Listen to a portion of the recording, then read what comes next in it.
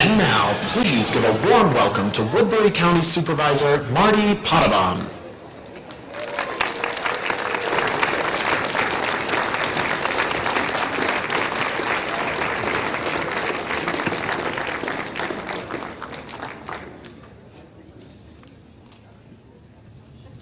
Are we ready for Joe? There you go. There is no doubt he is the most qualified person running for president today. When he speaks on foreign policy, he speaks with moral clarity and strength that shows he's ready to be our commander-in-chief on day one. A Biden presidency would be a huge sea change from our current status quo, to say the least. He is the candidate that is the furthest from Donald Trump, because he would bring us on a world stage some respected leadership, and on a local stage, dignified leadership at home. And that's what we need. He also understands that those of us from Iowa, that farmers aren't a forgotten species. He won't forget them to back up corporations and to do what they want for their bottom line. But perhaps most importantly, the reason I'm supporting Joe Biden, and I hope all of you do too, is that we need somebody in this day and age that can unite this country back.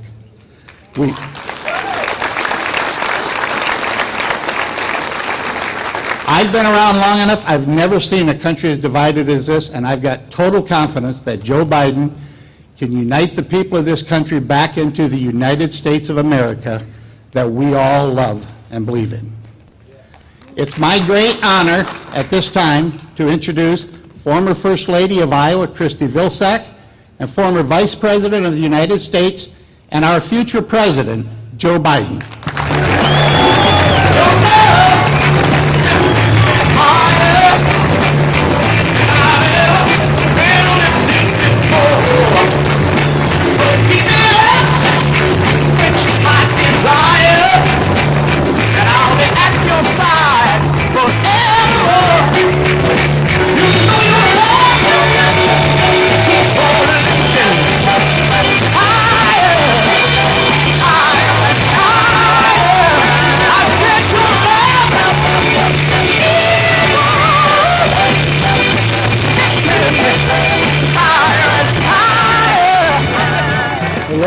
Hello. Is this working? Yeah, it is. Well, I'll tell you what, please sit down if you have a seat. And it looks like the students don't have a seat, but thanks for being here. And if you need any notes for your professors in your class that you missed, let me know. My wife is a community college professor, and she says the best kept secret, hey fellas, good to see you. I wish I had seen you when you present the colors. Thank you. Thank you for being here. Folks, look, you know that old expression, God made man and then he made some firefighters. And these women and men are incredible. As we used to say in the United States Senate, if you excuse a point of personal privilege, not only have we been together for my entire career, from the time I started in Delaware with the firefighters, but and they've supported me nationally, but they're also, you don't realize how critical they are until you need them. They know this story, because the truth is that when my wife and daughter and my two sons were blindsided by a tractor trailer, and my wife and daughter were killed right after I got elected when I was 29 years old to the Senate, it was the firefighters at the jaws of life taking 3 hours to get my two boys out, and they were able to save their lives, not my wife and daughter. And then, not long after that, well, actually sometime after that, I was campaigning for president, and I had what they call an aneurysm, and I had to get down in the middle of a snowstorm down to Walter Reed to a neurosurgeon for a 13-hour operation, and I saved my life. You guys got me down, my fire company got me down in the middle of a snowstorm. And then when I was in a position, when I was in the Senate, I was down doing Meet the Press in Washington, and my wife and family were home in Wilmington. It was in the summer, lightning struck on a little pond we're on, hit the pond, came up through a conduit, up through the air conditioning unit, and the whole thing, my whole house caught fire. Every single solitary floor, all the basement to the third floor, the attic, was so thick you couldn't even see inside the windows. But these guys and women went in, saved my wife, and more importantly, from my wife's standpoint, she said, saved our cat. And so, you're amazing. I owe you and so many other, give them a round of applause because they're something else.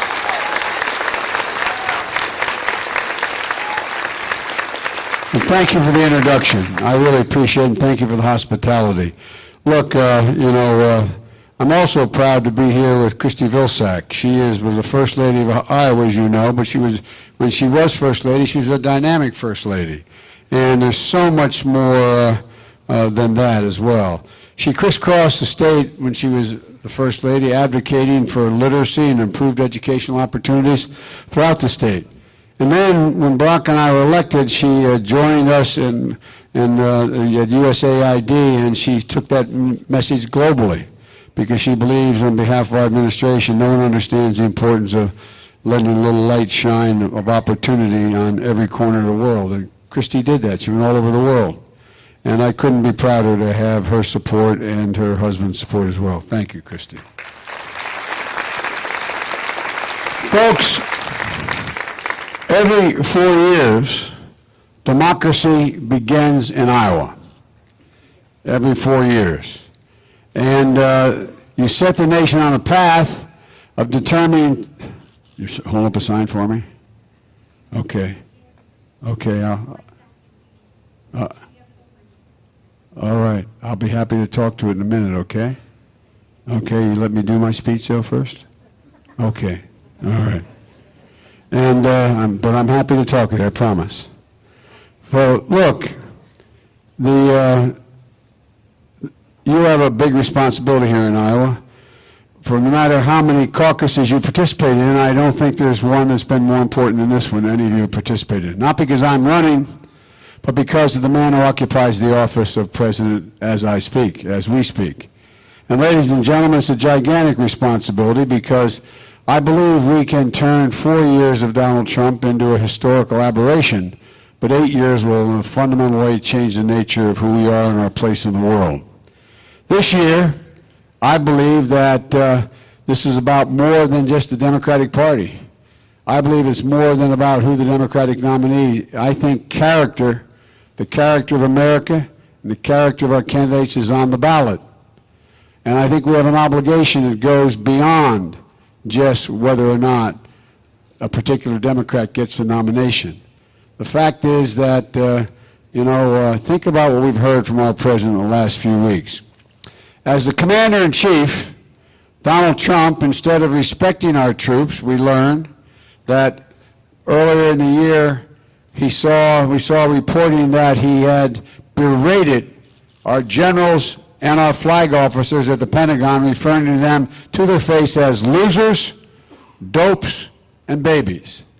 I don't ever recall, and I was there for 8 presidents, don't ever recall a president showing such disrespect for our military, such disrespect for so many of these women and men who put their lives on the line.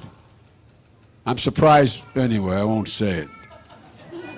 And then as we began to learn that 34 of our brave troops who were stationed in Iraq, as my son was for a year, during the Iranian missile attack, that they have been diagnosed with traumatic brain injury. Trump, when he was first asked about it, he said it's not very serious, just headaches. Just headaches. The Veterans of Foreign War, the VFW, has asked Trump to apologize to these warriors. What a way to talk to our people. You know, the NIH has pointed out almost 300,000 folks in the last 12 years, American troops have suffered traumatic brain injury because of IEDs and the way in which these wars have been conducted. It's real. It's serious. It's deadly. It's deadly.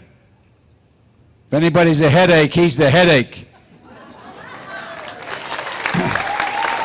No, I really mean it. It makes me angry when I think about it. I've been in and out of Iraq and Afghanistan over 20 times. I've been there and watched these brave soldiers and sailors, and there's sailors on the ground there as well, and Marines. I've watched them. They saddle up every day and go out and do their job.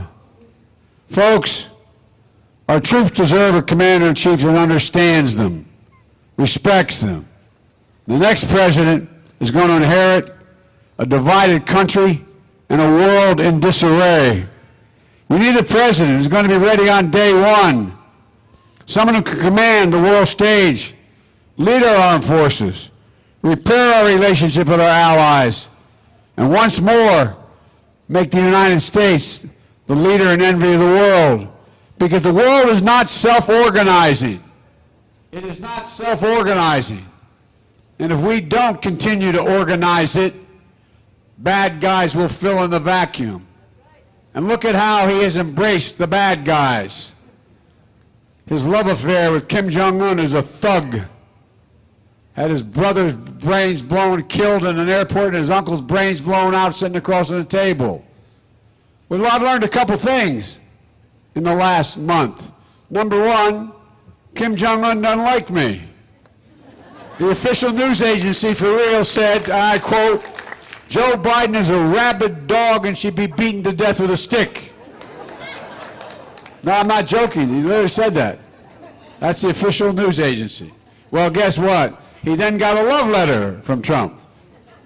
The second thing I learned is Vladimir Putin doesn't want me to be president. For good reason, I might add. They brought down hundreds of, maybe thousands of bots on Facebook because they determined that they can't allow this malicious advertising being done by the Russians. It's simply not true. One other thing. Donald Trump does not want me to be the nominee. Oh, I wonder why. Look, the world knows and is looking for the America they've known to come back. And I really mean it. I meet with these world leaders. I've met every major world leader in the last 45 years. I know the vast majority of them still now by their first names, the good guys and the bad guys. But the fact is, the free world is looking at what happened to America. Where did we go? You all saw, how many of you are women and men who are in the military? Do you see the looks on the faces of our military when we pulled out on the president's orders against the advice of all his generals and we left the Kurds stranded? When they were holding the Kurdish people were holding up, it was on television, holding up their babies saying, please don't leave. You could see our folks going out in tanks and Humvees and their heads down because they were embarrassed. It's not who we are. We keep our word. 10,000 Kurds were killed defeating ISIS. We had fewer than, we had a very, I'm not allowed to tell the exact number, a very small number of trainers there. Very small number, but we were the ones that kept the Turks from rolling across and going after them. We were the fault line. Who's going to take our word now? We had made a promise that we would protect them, and we helped put together a 61-nation effort to take out ISIS. And now what's happening? Folks, I'm sorry, I shouldn't get going on this too much, but we need a president also who knows that this country wasn't built by Wall Street bankers and CEOs. It was built by ordinary, hard-working, middle-class Americans who never have let their country down given half a chance, and the middle class was built by the union movement as well. And folks,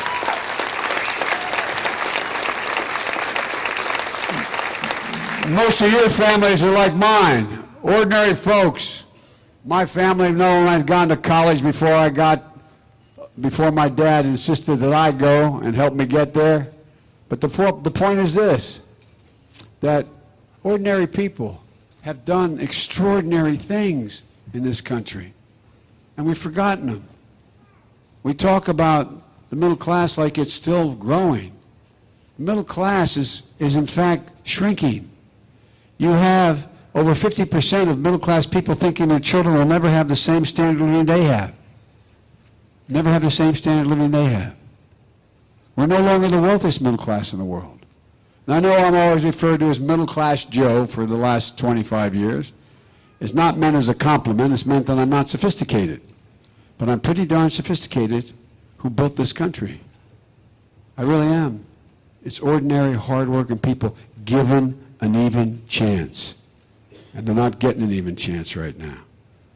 So folks, you know, look, the only thing standing in our way of making significant progress, in my view, beyond Donald Trump, is our broken political system. Our politics has become too mean, petty, dirty, vicious. Rather, we go out and we talk about motives, not disagreements and judgment. I learned a long time ago, when you question another man or woman's motive, you can never get to an agreement. You're in the pocket of, you're this, you're that, and then say, by the way, let's work out something on agricultural policy. Or you're this, you're that, let's work out something on the price of drugs. It never gets there. I learned early on from Mike Mansfield, the leader of the United States Senate from Montana, they called him Iron Mike, that it's always appropriate to question other man and woman's judgment, but never their motive, because you don't know their motive. And when you do, you can never reach agreement. And folks, our democracy, we need a president who's going to bring us together, a leader who is going to unite our party as well as unite the country. We're democracies. Democracies depend on consensus. There's no way to reach an agreement, move forward without a consensus. You've got to get a consensus. And there's no way to govern, to progress. We can't ever reach a consensus. So we have to be able to pull the country together. Not just Democrats and independents, but Republicans as well. Several of my colleagues in this race say I'm naive, that I think I can unify the country. They say Joe was able to do that for a long time. Joe passed everything from the Violence Against Women Act to the Chemical Weapons Treaty to the, and they go on, all the things I was able to pull together. But that was a long time ago, they say. 3 years ago. But then they go on and say, look, he doesn't understand, this is a different Republican Party. I know how different this Republican Party is. I've been the object of their affection for a long time. They spent more time talking about me than anybody else. The president and his folks have spent between $12 and $15 million so far to try to keep me from becoming the nominee. He's being impeached at the moment, in the impeachment trial, because he tried to convince a foreign leader to not investigate me, but just say he was going to investigate me. You know, the fact is that it's not impossible to do this. I've done it my whole life. You know, the fact is that this new Republican Party has spent a lot of time slandering me and my only surviving son, repeatedly. And by the way, did anyone see what Joni Ernst said the other day? She spilled the beans, didn't she? Oh, Lordy, Lordy, Lordy. She came out and she just said it. The whole impeachment trial is about whether or not the president tried to interfere in the choice of a nominee for the Democrats by trying to get someone to say something that wasn't true, which they wouldn't say. Every one of the people who testified in the House hearing said Biden was honorable, Biden did everything by the numbers, Biden did the right thing, Biden ran the corruption effort against the Ukrainians in a way that every other European country agreed with, the World Bank, the IMF, but that wasn't enough.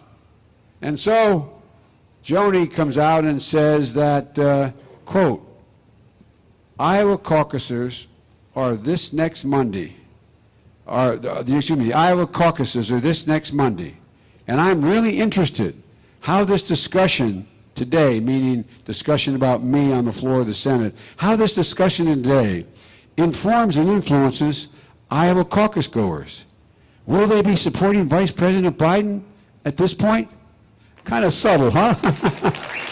Kind of subtle. As one national commentator said, it's, quote, screaming the quiet part into the bullhorn. And now we got a guy, he's a multimillionaire with an interesting past, who's recently elected in a close race in Florida as the United States Senator, one of the richest people in America. And now he started running negative ads out here in Iowa against me. Think about that. A senator from Florida, sitting in Washington, has decided to start running negative ads against Joe Biden just days before the Iowa caucus. What do you think that's about? Look, it's simple. They're smearing me to try to stop me, and they know if I'm the nominee, I'm going to beat Donald Trump like a drum. So, folks, so now all caucus goers can have a twofer. One, you can not only ruin Donald Trump's night if I win the caucus, you can ruin Joni Ernst's night as well. But look, no matter how personal the attacks are against me and my family, the president can't hold grudges. The president has to be able to fight, but also have to be able to heal. This is much more important than about my family. It's about you. It's about the American people. It's about reinstating some decency and respect and honor. It's about who we are. So I can't hold a grudge, and I've never held a grudge. That's why a biographer of me said he wondered whether I was really Irish or not. But look, but something else is on the ballot. Something even more important. The character is on the ballot, America's character. I do not believe that we are the dark, angry nation that Donald Trump constantly tweets out about in the middle of the night. I don't believe we're a nation that puts kids in cages and supports it. I don't believe we're a nation that builds walls and whips up hysteria about invasions of immigrants. I don't believe we're a nation that embraces white supremacists and hate groups like is happening now. That's not who we are. I don't believe we're a nation that bows down to Vladimir Putin, and I sure and heck am not going to. Ladies and gentlemen, I don't believe we're a nation that sees the free press as the enemy of the people. I don't believe we're a nation that says fulfilling the oath of office is optional. Where does it say optional? Folks, when I look at Donald Trump, what he stands for, how he behaves, what he's done, we're better than this. That's what I think of. We're just better. My same response is the same. America is so much better than this. I believe this is what the New York Times columnist David Brooks calls, there's an invisible moral fabric that holds up democracies, holds up nations. And it's being rended, he says, being cut. It's being cut. And the nation is bound together by this invisible moral fabric he talks about. Honesty, decency, treating everyone with dignity and respect, giving hate no safe harbor, giving everybody a fair shot. That's who we've been. We haven't always lived up to every bit of it, but that's who we are. Leaving no one behind, giving hate no safe harbor, as I said, demonizing no one, the poor, the immigrant, the other, leading by the power of our example, not just the example of our power, and standing as a beacon to the world that this is what democracy is about, and being part of something so much bigger than any one of us individually are. It's a code. It's uniquely an American code. But for some reason, this president doesn't get it. For some reason, the president doesn't believe in it. He sneers at it. He thinks when we talk about these things like honesty and decency, it makes us weak. We've got to be strong. Those things make us weak. It's the very reason why we're strong. because of our values. You know, it's why we're strong and why we've been the strongest nation on earth. You know, this nation needs to come together. It has to come together. You know, I'm going to do, as your nominee and as president, whatever it takes to make progress on matters that matter the most. A humane immigration policy, civil rights, civil liberties, voting rights, a rational gun policy so our kids don't go to school and have to duck and cover, a woman's right to choose, an economy that rewards work, not just wealth, and a climate change policy that will save our children and grandchildren and this planet. Everybody knows who Donald Trump is. Everybody knows who Donald Trump is. We have to let them know who we are. We choose hope over fear. We choose science over fiction. We choose unity over division. And yes, we choose truth over lies. Folks, this is the United States of America. We're all walking around with our heads down, like, woe over us. What's the matter? It's time to get up. We've never failed to meet an objective when we've done it together. Never has America failed. So remember, the future is incredibly bright. We get this guy out of the way, there's not a thing we cannot do. Thank you, thank you, thank you, thank you. By the way,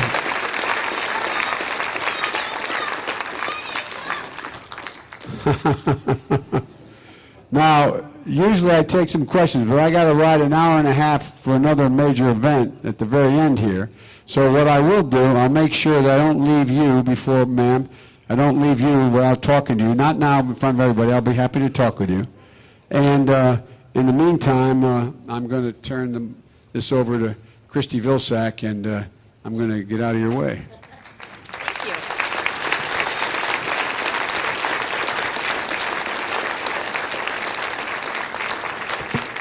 Thanks a lot. It's great to be back in Sioux City. I've spent a lot of time here over the last 20 years, and you've always made me and Tom both feel very, very welcome. So I am here to talk to the Iowans in the room, particularly the Iowa voters, because we have a pretty important decision to make here in the next few days.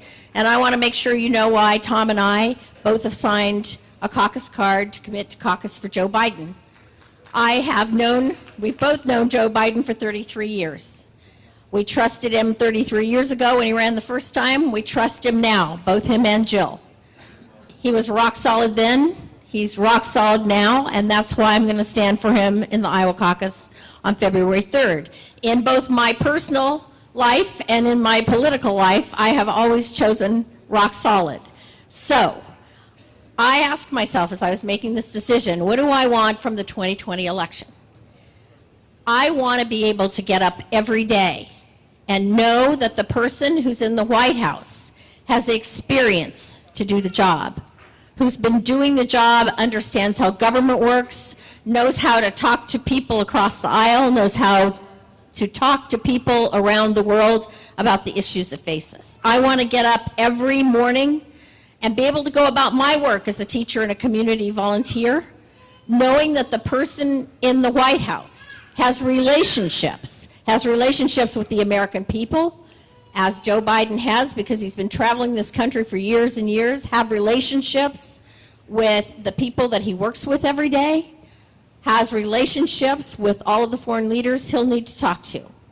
I want to wake up every day knowing that I can put my grandchildren in front of a television, can take my grandchildren to an event like this one, and hold the President of the United States up as someone they can respect and someone who shares our American values.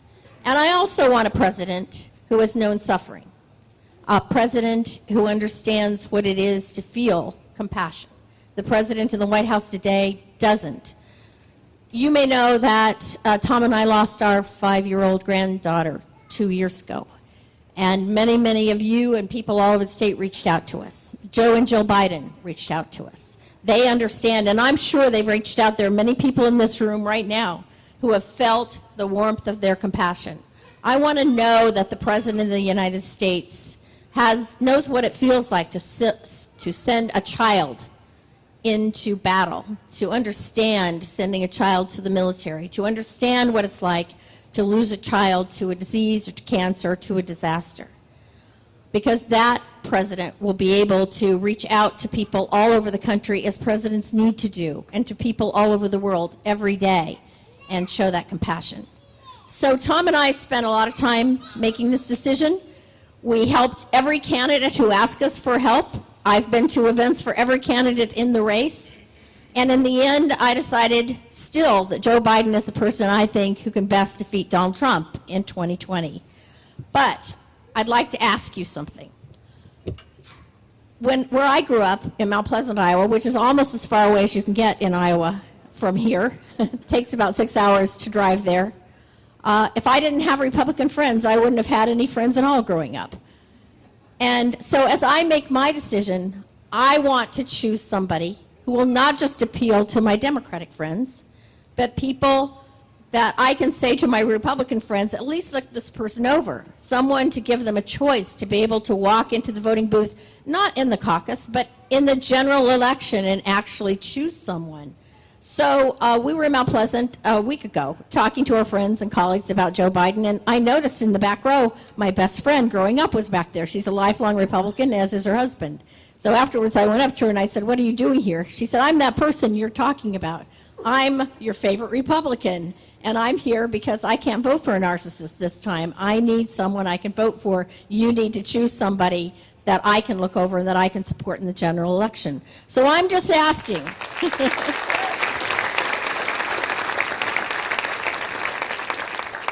I'm an Iowan, and I know a lot about Iowa, and I know a lot about all of you, and one of the things we are, among a lot of other things, is that we're practical. So I'm asking Iowans who are going to the caucus on next week to make a practical choice. Joe Biden always says that he has, in all of his campaigns, has gone around and said, you know, look me over. When he knocked on doors, look me over. If you like me, choose me. If you like the other guy, choose them. But do take a look. So I'm asking you to sign this card before you leave today. You know, I'm very competitive, as is my husband, and we compete against each other as well as other people, and so he's not here today. I'm the closer today. I get to ask you to sign these cards because we kind of keep track of who's winning in terms of getting caucus cards in here. So you can help me out a lot today by signing a caucus card that you're going to commit to caucus for Joe next Monday. But you can also sign up to be a precinct captain. You can drive people to the caucus. You can scoop sidewalks if you need to. You can bring food. You can make phone calls. You all know that because many of you in this room are doing that. So please, please, please choose the rock-solid guy. Choose Joe on Monday night, and we can be assured of victory in November. Thanks so much.